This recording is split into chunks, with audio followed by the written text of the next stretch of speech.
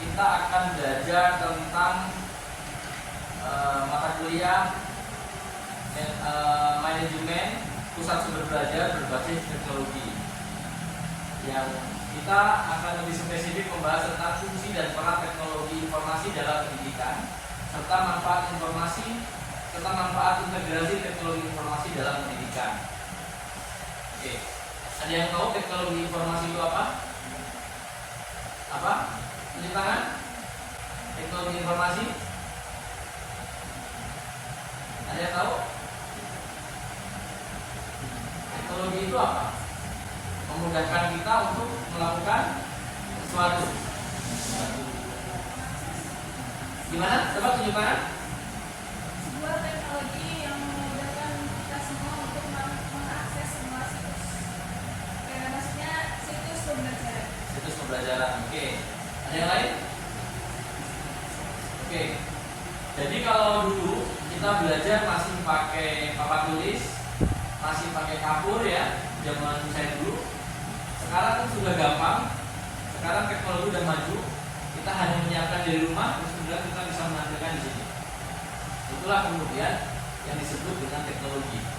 Memudahkan nggak? Memudahkan. Kalau zaman dulu itu guru tangan sampai putih-putih kan? Putih-putih, kalau ada siswa yang ribut dilempar penghapus sampai tangan putih gitu. Yakin nggak?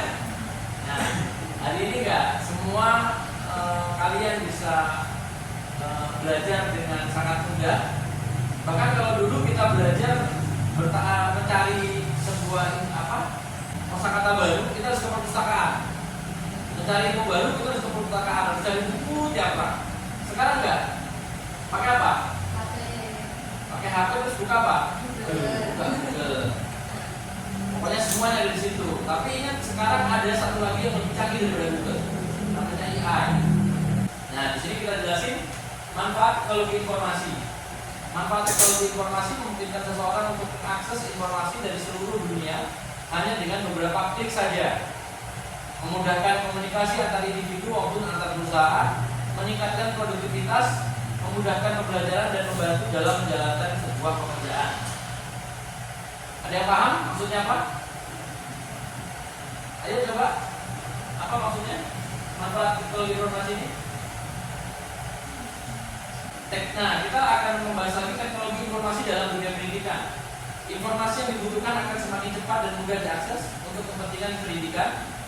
Inovasi dalam pembelajaran semakin berkembang dengan adanya inovasi e-learning yang semakin memudahkan proses pendidikan.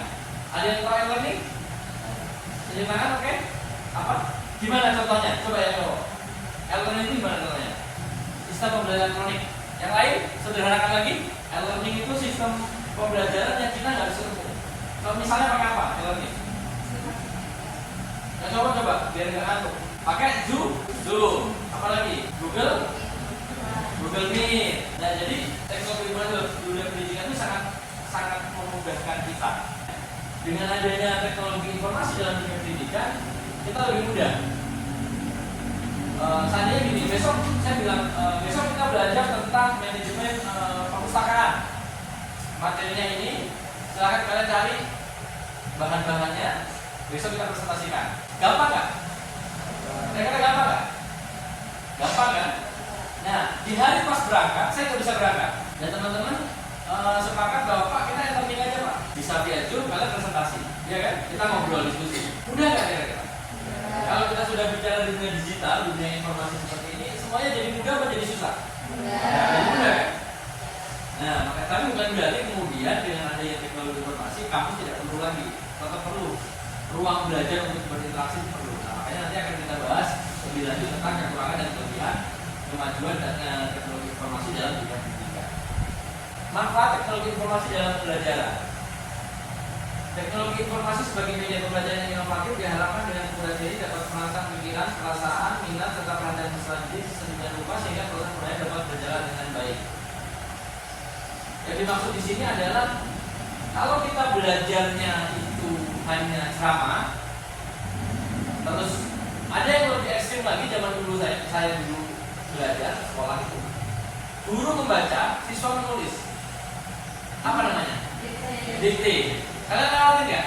Ya. Ngantuk nggak kira-kira? Sama. Habis itu sudah dengerin dulu baca, kalian menulis, besok suruh dibaca lagi.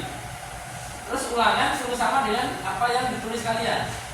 Kira-kira jadi berkembang nggak? Enggak kan? Itulah kemudian yang membuat mahasiswa atau siswa zaman dulu pandai mencontoh. Contoh penerapan teknologi dalam bidang pendidikan.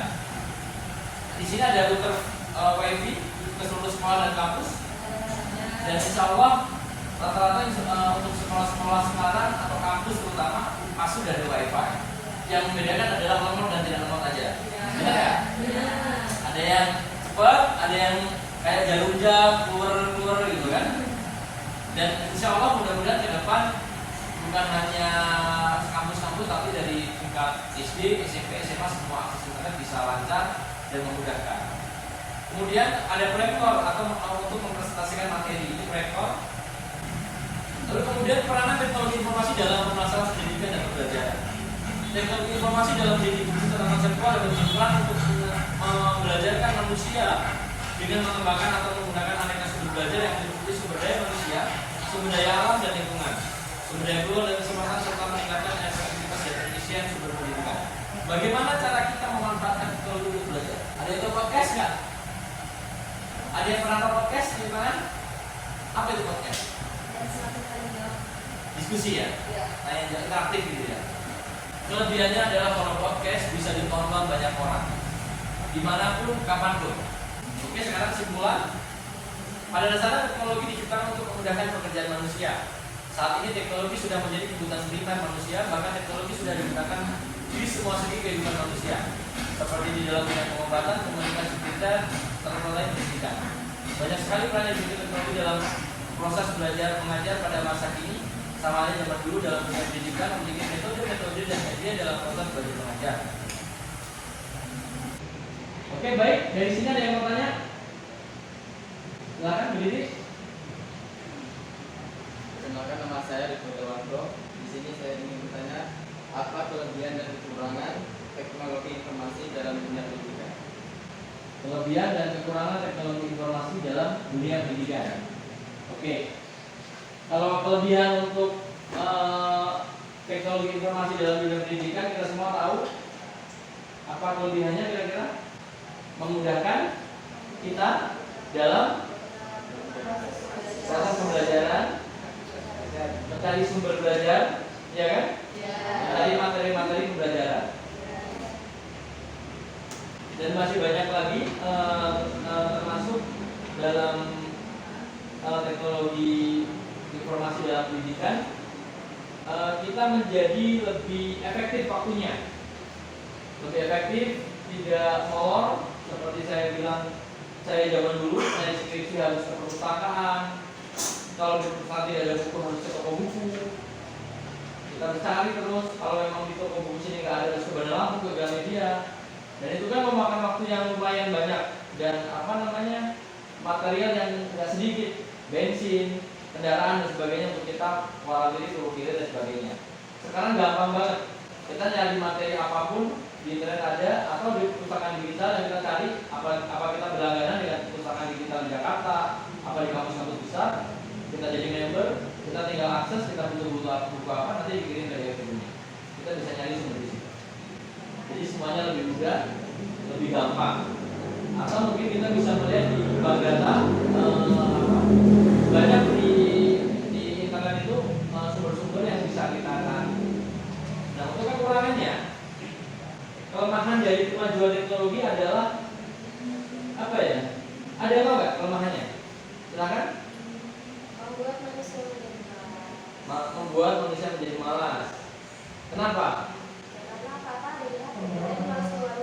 Ya, seperti yang kita lihat fenomena hari ini, kalian sambil tiduran bisa belanja banyak, ya kan? Iya. Apalagi ada Shopee Planner ya.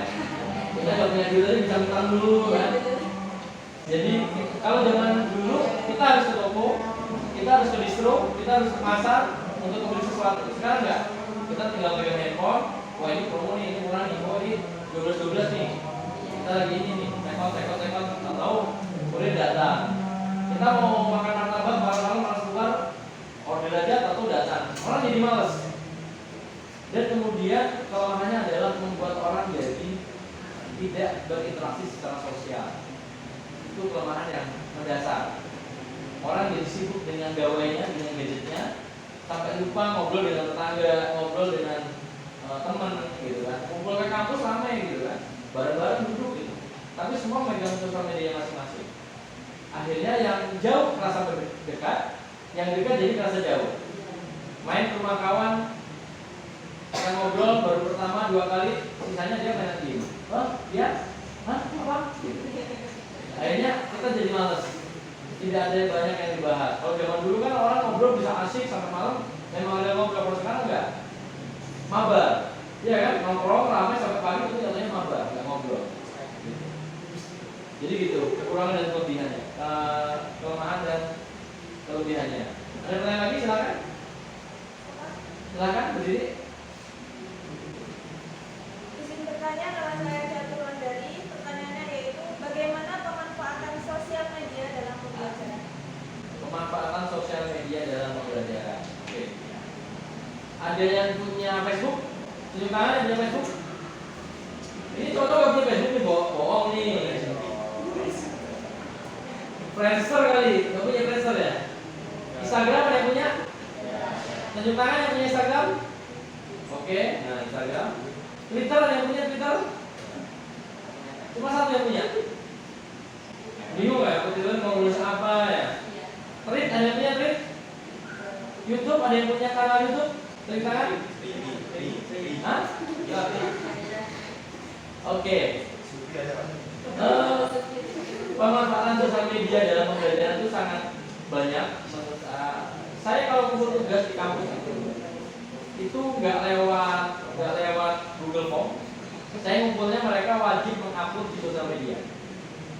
Tugas harian diupload lewat Instastory. Lalu kemudian tugas UTS, UAS, dan tugas mandiri harus diupload di feed Instagram. Jadi saya tinggal cek, mereka hanya tag saya, mention, nanti saya cek yang tag saya siapa, di tag kan kelihatan, saya tinggal like, komen, nanti tinggal di centang aja yang sudah, namanya siapa, kelas apa, semester berapa, tinggal di centang, kita kasih nilai. Itu lebih gampang. Apalagi lewat Instastory itu lebih gampang, karena itu langsung masuk ke DM kita. Jadi hari ini kita kelas A dulu yang kumpul, dibatasin dari jam 3 sore sampai jam 6 sore. Nanti setelah itu kita tinggal cek aja yang DM kita. Kita cek fotonya, koreksinya apa, kita tinggal ada koreksi tugasnya apa, itu langsung kita balaskan. Oh ini kurangnya ini dan sebagainya. Itu lebih mudah. Dan membuat kemudian siswa itu lebih pede untuk membuat tugas yang bagus. Karena kalau di sosial media otomatis semua orang pasti bisa melihat. Walaupun beberapa mahasiswa coba untuk mengakali bikin akun fake, akun yang baru dibuat itu untuk tugas. Itu pemanfaatan sosial media. YouTube juga bisa. Saya bikin video pembelajaran, saya share di YouTube, kalian tinggal buka linknya. Udah, ini video pembelajaran yang saya sampaikan. Jadi itu pemanfaatannya. Oke, cukup ya. Terima kasih banyak teman-teman. Saya cukupkan sampai di sini. Assalamualaikum warahmatullahi wabarakatuh.